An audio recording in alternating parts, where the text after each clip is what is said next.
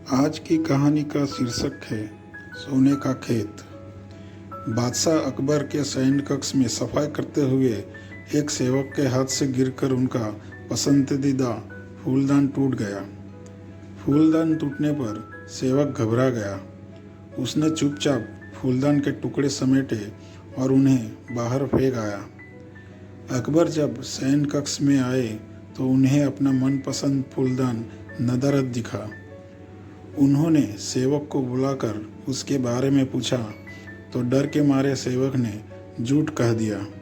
जहाँ पनाह मैं वह फूलदान साफ करने घर ले गया था। इस वक्त वो यही है। अकबर ने सेवक को तुरंत वह फूलदान घर जाकर लाने का आदेश दे दिया। यह आदेश पाकर सेवक के पसीने छूटने लगे।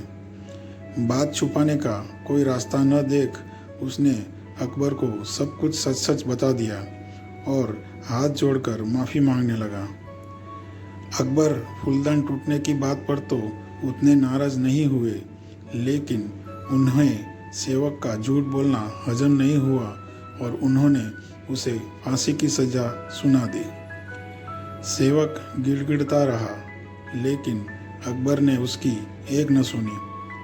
अगले दिन अकबर ने दरबार में इस विषय को चर्चा का पूरा मुद्दा बनाया और दरबारियों से पूछा, क्या आप में से किसी ने कभी झूठ बोला है?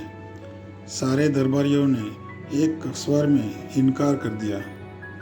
जब अकबर ने बीरबल से पूछा तो बीरबल बोला, जहाँ पनाह हर इंसान कभी न कभी झूठ बोलता है। मैंने भी बोला है। मुझे लगता है कि जिस झूठ से किसी को नुकसान न पहुँचे उसे बोलने में कोई बुराई नहीं है। बीरबल की बात सुनकर अकबर गुस्सा हो गए। उन्होंने उसे फांसी की सज़ा तो नहीं सुनाई, किंतु उसे अपने दरबार से निकाल दिया। बीरबल तुरंत दरबार छोड़कर चला गया। उसे अपनी चिंता नहीं थी, किंतु बिना बात के सेवक का फांसी पर चढ़ जाना उसे गवारा नहीं था। वह उसे बचाने की युक्ति सोचने लगा।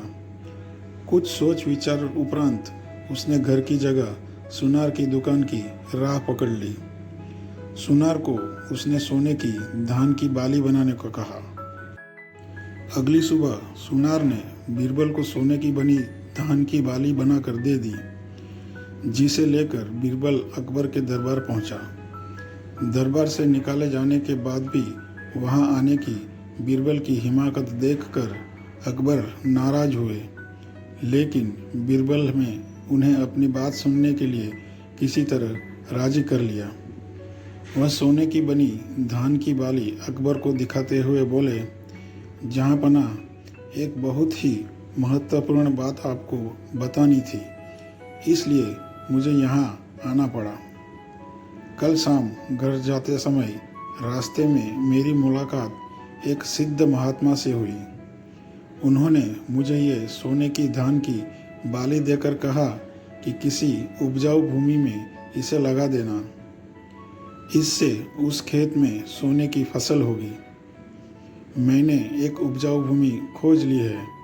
मैं चाहता हूँ कि सभी दरबारी और आप भी इसे लगाने उस खेत में चले। आखिर देखे तो सही कि महात्मा की कही बात सच है या नहीं। अकबर बीरबल की बात मान गए और दूसरे दिन एक नियत समय पर खेत में पहुंचने के लिए दरबारियों को आदेशित कर दिया। अगले दिन सभी नियत समय पर खेत पर पहुंचे।